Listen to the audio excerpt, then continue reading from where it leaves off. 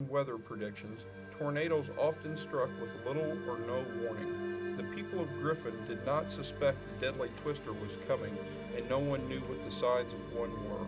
Before the community realized it, it was too late. She said she looked out and there was big splotches just coming up in that pond, and it was hail. I mean, she said it was softball-sized hail, and hitting her house, you know. It didn't last very long. The first signs of a tornado were spotted near the Wabash River just before 4 in the afternoon. The skies were dark and the wind was whistling around, but the people of Griffin expected nothing more than a severe thunderstorm. In the next few minutes, Griffin would be destroyed and the lives of all who lived there would be impacted. For days, the local newspapers would retell the numerous stories of miraculous survival and tragic death. As the tornado tore through the community, people had little time to react. Frantically, residents tried to find safe places. While some people found safety, others, though, were not so lucky. Across from the park was a general store, hardware store type, and there was some people went in the basement to get out of the tornado, and it all fell in on them and it caught on fire. And they burnt 4 or 5 people alive. In Griffin, I forgot what the family's name is. They had a restaurant, and it took that building down completely, and they were cooking on a cook stove, a wood stove, a coal stove, and that had fallen into the basement, and the mother and the daughter both were trapped in the basement and burned to death. I know my cousin was engaged at that time to be married to this girl, and he never did get over that. Miss Joseph Haas of Griffin was found on the ground with a piece of fence post stuck through her left shoulder. She was rushed to a hospital, and the 9-inch projectile was removed. Doctors reported that she had a fair chance of surviving. Had a uncle lived on northeast of here.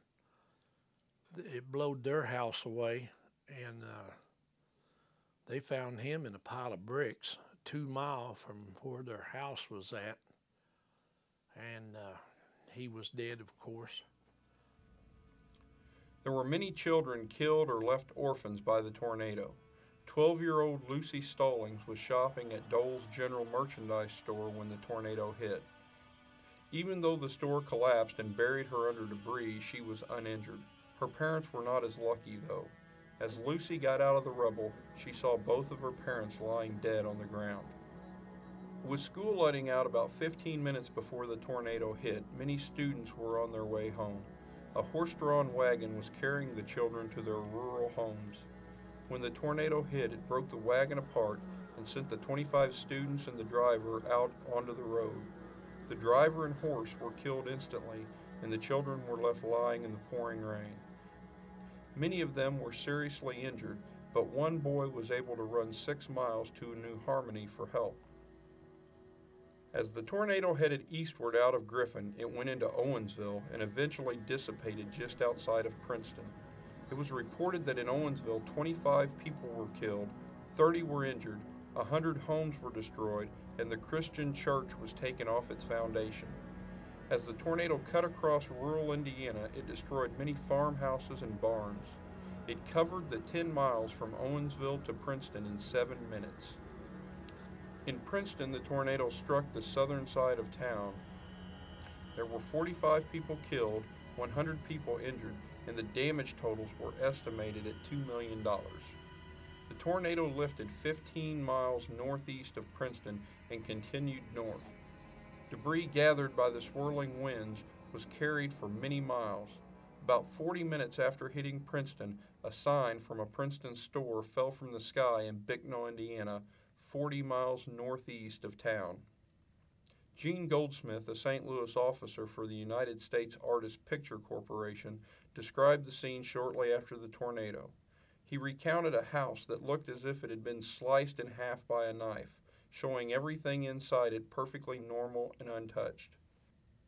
He saw huge trees that had been uprooted and laid over, and telephone poles that had been plucked from the ground like flowers. Days after the killer tornado, the community was still looking for the dead and injured. Aid was being sent from all over the tri-state. Temporary hospitals, morgues, and soup kitchens were quickly established. Local militias were sent in to help find more people and to help clean up in the aftermath. The homeless were sheltered in tents that were pitched by the Indiana National Guard. There was a meeting of civic leaders at the Red Cross headquarters in Evansville in order to coordinate relief work for the affected areas. President Coolidge personally gave the instruction to the Red Cross to use every facility near the tornado area to help with the relief and the cleanup. Miss Grace Wright of the Red Cross said that national workers would arrive early on Friday and take charge of full relief operations. The mayor of Princeton and the Tornado Relief Committee chairman, Charles A. Niemeyer, asked for $100,000 for immediate use in tending to the tornado victims. Local newspapers accepted donations to support relief work and storm victims. Truckloads of supplies were delivered to the disaster site. Food and bread were offered as donations from different bakers and grocers in the surrounding communities. More than 40 trucks were donated to use as conveyors to the restricted area. The only way you could get